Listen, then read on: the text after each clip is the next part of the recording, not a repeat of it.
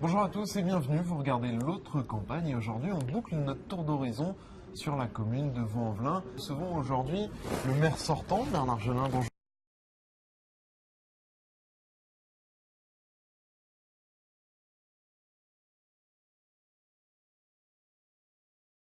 Monsieur Gelin, vos oreilles elles ont quand même beaucoup sifflé ces 2 derniers jours.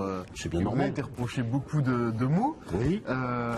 notamment d'être finalement de placer la ville dans une impasse. Il vous est reproché par Philippe Moine et par Hélène Geoffroy de ne plus tenir l'équipe, de ne plus arriver à impulser de dynamique. Mais qui n'est plus piloté par l'équipe en place. Elle est pilotée par les promoteurs immobiliers, par les grands chantiers qui sont pensés par nos partenaires, et nous ne sommes plus aujourd'hui aux commandes de ce projet. Municipale sortante qui est en total désordre de bataille, qui ne s'entend plus entre elles, le maire est totalement désavoué par ses pairs. Il a aujourd'hui perdu le contrôle du navire, il n'y a plus de capitaine à bord, il n'y a plus de gouvernance, il n'y a plus une vision pour la ville et il est temps de changer. On s'aperçoit aujourd'hui que souvent les élus ne représentent que des groupes de pression divers et variés, des partis politiques, représentent des collectivités locales extérieures à Vaux-en-Velin, représentent des entreprises, mais ne représentent pas les Vaudais, ne sont pas là pour les défendre.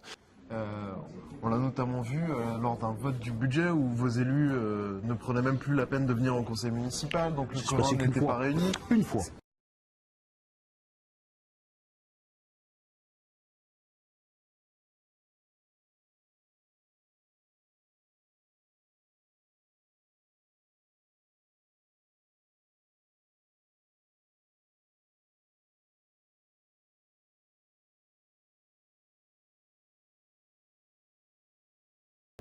Moi, je veux bien qu'il y ait débat. Il y a débat, il y a des désaccords sur le fond, sur le projet de ville, sur les choses telles qu'elles vont. Et il est tout à fait normal que le débat s'installe et qu'il y ait un vrai débat public.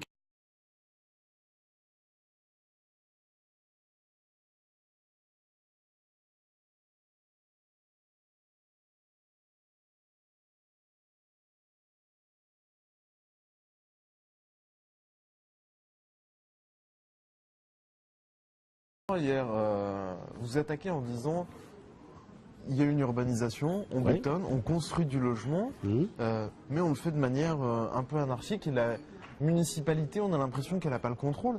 Elle portait une accusation qui est très forte, surtout quand on est un maire communiste. Elle disait C'est le marché qui décide. C'est les promoteurs immobiliers qui décident comment ça se passe.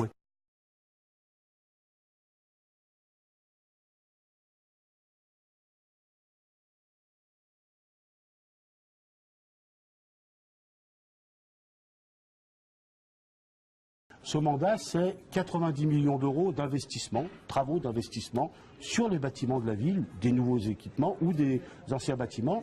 Construction nouvelle, puisque dans ces 6 écoles, il y a eu construction, agrandissement, et on avait créé 40 classes, mais y compris dans les 6 écoles rénovées, c'est l'ensemble des écoles qui ont été rénovées.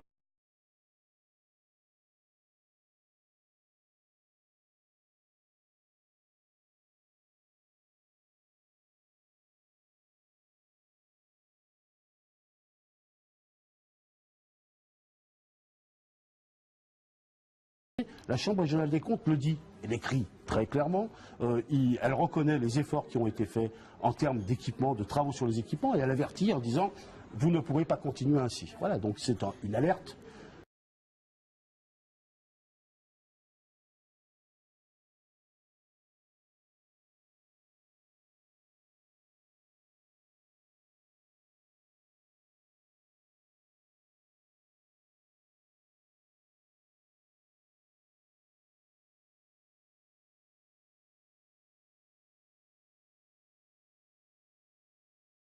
Vous avez été un peu trop gourmand, vous avez trop dépensé. Pas du tout. Je crois que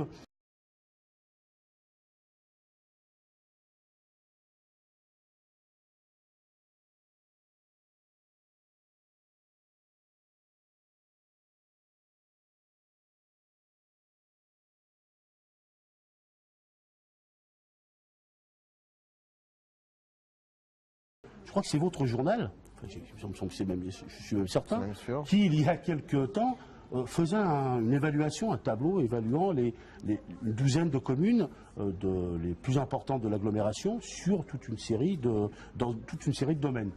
Et alors c'est votre analyse qui confirme ce que nous pensions. Vaux-en-Velin est numéro 1 en termes de sport, enfin, d'investissement dans le domaine sportif, en termes d'éducation. On est, je crois, numéro 2 en termes de culture. Voilà, c'est...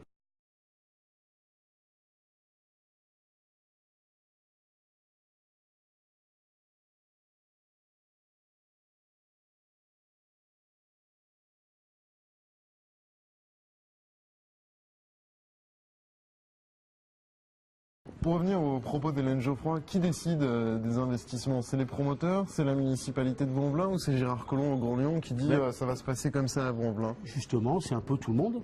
La ville de Vaux-en-Velin est bien évidemment le maire, mais l'équipe municipale est concernée et défend les dossiers.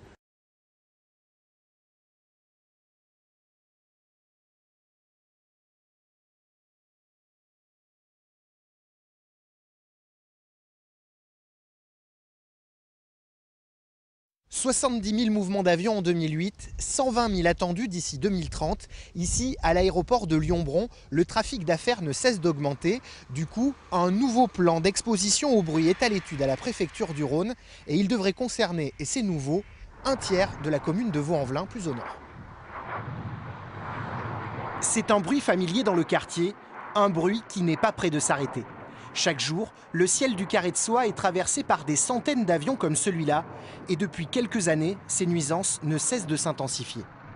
Ce qu'on voit passer aujourd'hui régulièrement, des gros avions quadri-réacteurs qui font 100-150 places, eh bien ça génère beaucoup de bruit. Et quand on est le soir par exemple entre 6h30 et 8h30, on a déjà beaucoup d'avions qui succèdent de l'ordre de... Alors c'est encore assez raisonnable, c'est toutes les 4-5 minutes, mais quand on en aura 2 fois plus, ça sera de l'ordre de toutes les 2 ou 3 minutes. Et là, ça sera vraiment très gênant pour les gens qui habitent ici. Mais ce qui inquiète le plus les associations de riverains, c'est que Vaux-en-Velin figure bientôt dans le nouveau PEB, plan d'exposition au bruit de l'aéroport. L'aéroport est situé ici, donc juste à côté de la commune de Bron, et donc il y a une zone actuelle, la zone de bruit elle est ici, et donc la future zone de bruit qui va être créée va englober de l'ordre de 30 à 40% de Vaux-en-Velin. Si ce PEB est adopté, tous les logements neufs du secteur devront être construits avec une isolation phonique spécifique.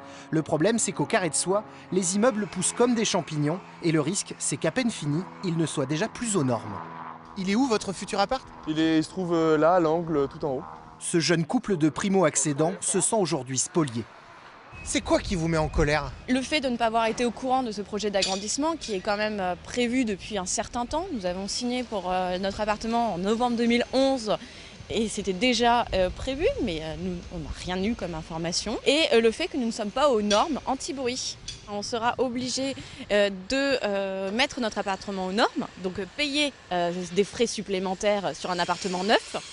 Ou bien il faudra en informer notre futur acquéreur, ce qui apportera forcément une dévalue du bien. 1300 riverains ont signé une pétition réclamant soit l'abandon du plan d'exposition au bruit sur la commune, soit la prise en charge par les pouvoirs publics des frais de remise aux normes. L'équipe municipale est concernée et défend les dossiers.